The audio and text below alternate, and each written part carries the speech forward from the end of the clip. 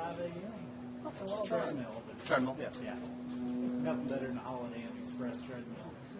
Still works, right? Yes, it does. Perfect. Tiger, thanks so much for joining us. Yes, absolutely. First of all, we could just talk a little bit about how it feels to be back with Charlie playing for your fourth time. Yeah, it's a blast. I mean, for us to be back out here and playing and competing and just enjoying this atmosphere of it all, it's been a blast. And hopefully we get through the next day or so without any delays, and hopefully we'll be able to post something good. And I noticed you decided to walk today. What made you decide to walk, not take a cart? Well, I felt like I was physically fit to do it, and also walking has always been better for my back, and so I just want to keep it loose and keep it going. And we were having so much fun; it doesn't really matter, you know. We had a good time doing it. And it's your second tournament in 3 weeks. Are you sort of beginning to feel? I know you were talking about the rust coming off a couple of weeks ago. Are you feeling Yeah, it's better. Today was definitely better. I felt like I was able to knock a lot of the rust off there at Hero, and felt my hands felt better with control and hitting shots. And especially today with the wind blowing as hard as it was, I was able to hit the flighted shots nicely, which I was not quite on par or as sharp as I wanted to be at Hero. But you felt good. You're feeling good out there today. Yeah, I am. We had a great time. And how about Charlie? I remember last year he had some growing pains in his ankles. He's feeling good physically and his game. He's still growing. I mean, you can see how much he's grown since last year. It's amazing how much he has grown, has changed, and it's a moving target with him, right? So I think he's grown somewhere near like 4 inches this year. So it's his swing has changed. It's evolved. Clubs have evolved, and we've kept trying to adjust things, and it's been a lot of fun. But it's also challenging for him because each and every couple weeks things change. He's growing so fast. Yeah, I mean, what would you say would be the biggest change in his game from last year to this year in terms of growth of game, or just sort of? Oh, I think he has a better understanding of how to hit shots. But I think that his speed has gone dramatically up since last year. But I think that more than anything, it's just the fact that he's growing so fast. The aches and pains of growing. It's just teenage life. And they moved him a tee back, I think, or so he's playing from a tee further Yes, back? he is. He's one tee further back, so I guess he's tee number 2. So he's just one tee ahead of me, which is fine because he's hitting it past me now. So we still have an advantage out there, but also we both have to hit shots well at the same time. And I know that you've been caddying for him, and lately you just walked around the state championships with him. Like, from those two perspectives, have you sort of seen two very different aspects to his game, like how you're able to help from both positions? I enjoyed caddying with him, or caddying for him and being there with him. Just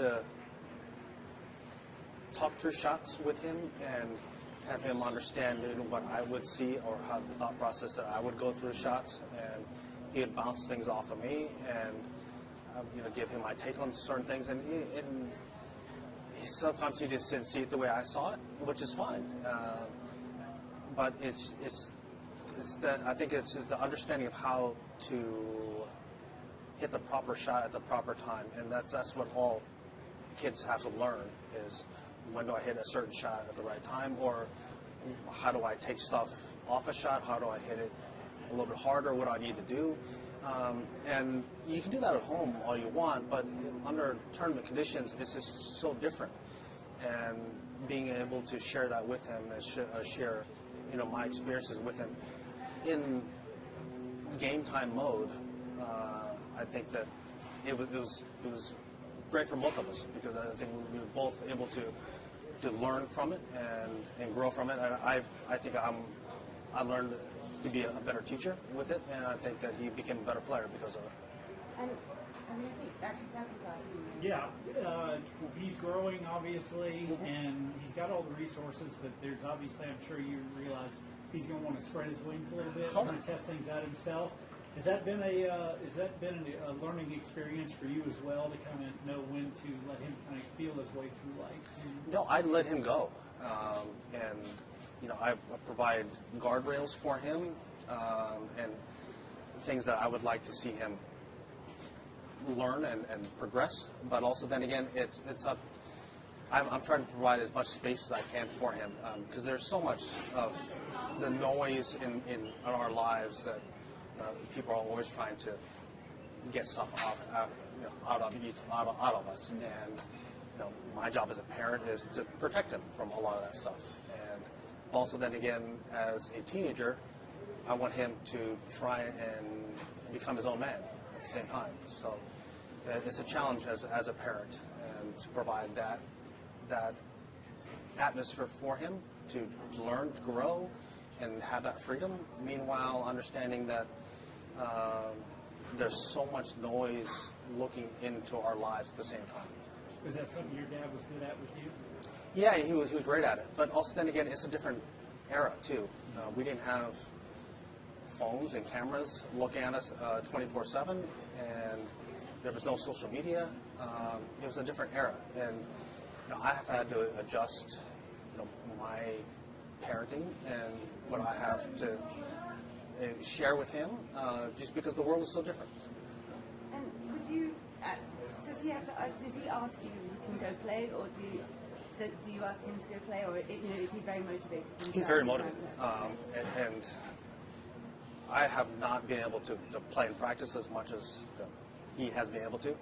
But I try and go out there every time that he wants to, and I'm able to start kind of getting out there a little bit more with him, and I'm still able to chip and putt and show him there's different shots around the greens and things like that. But also, then again, I've watched him hit so many golf balls over the past year, because I've been home. I haven't been able to play, so I've been able to help him, watch him play high school golf, junior golf. So it's been a huge positive, I think, for both of us.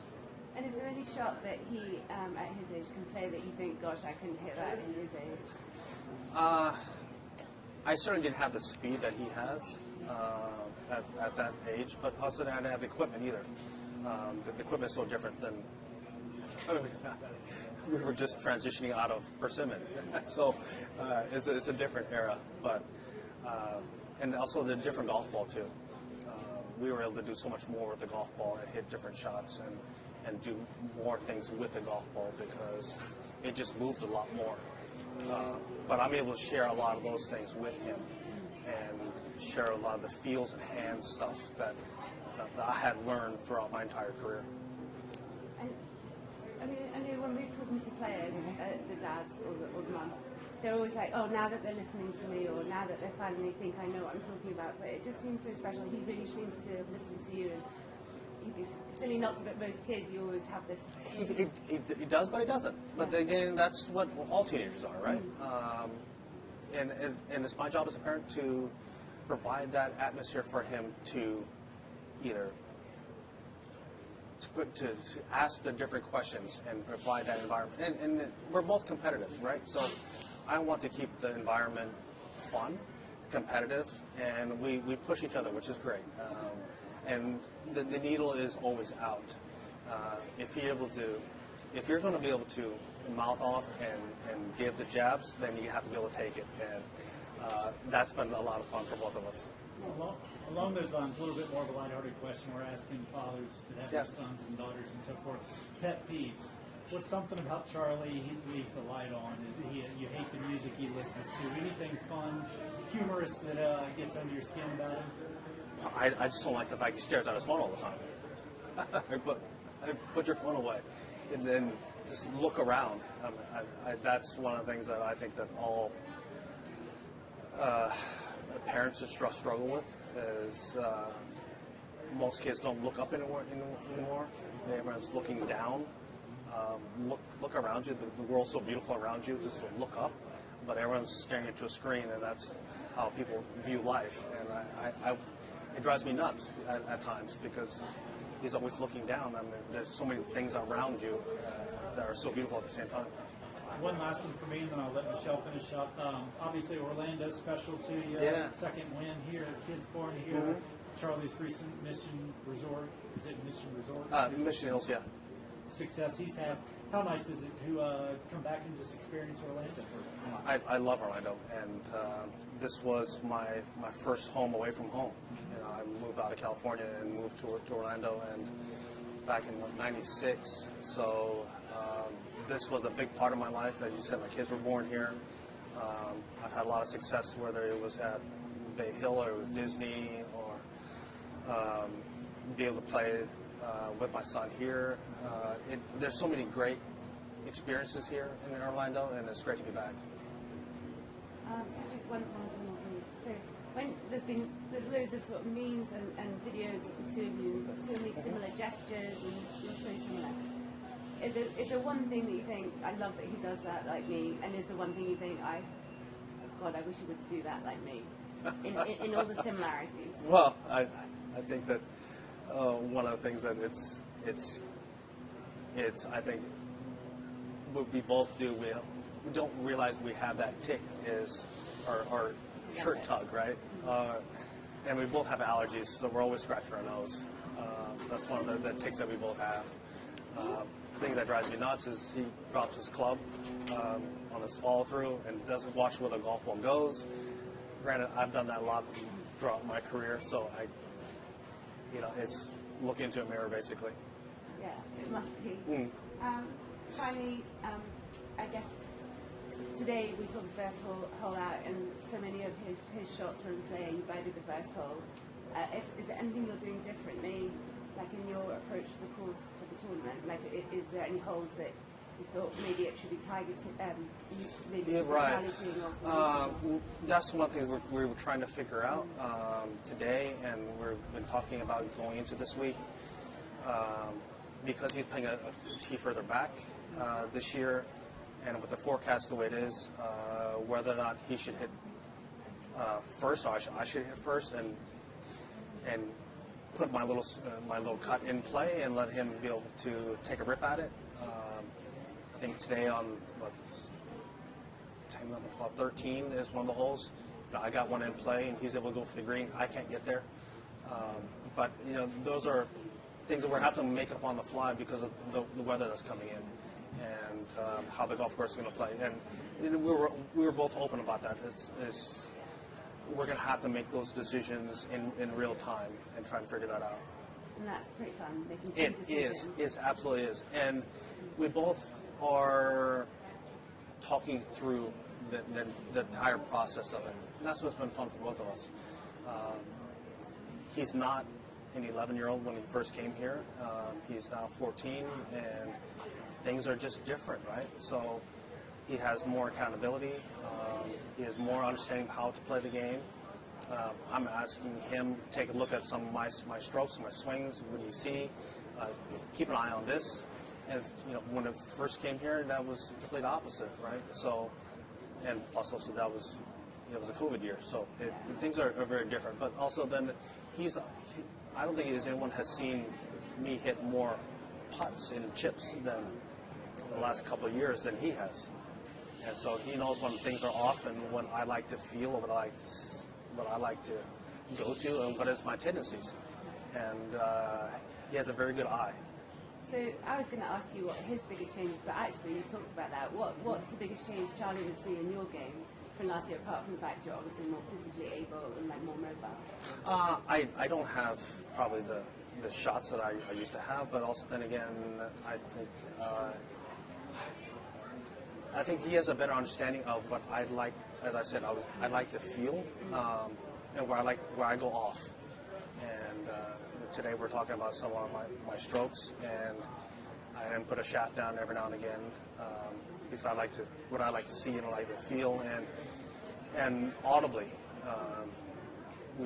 we talk through it together, and we're a team. And this event over the years has brought us closer together and provided an atmosphere for us to be able to compete, but also bond as a father and a son. Yeah, Michelle. Dougie? You're a good man. Thanks, buddy. Appreciate you.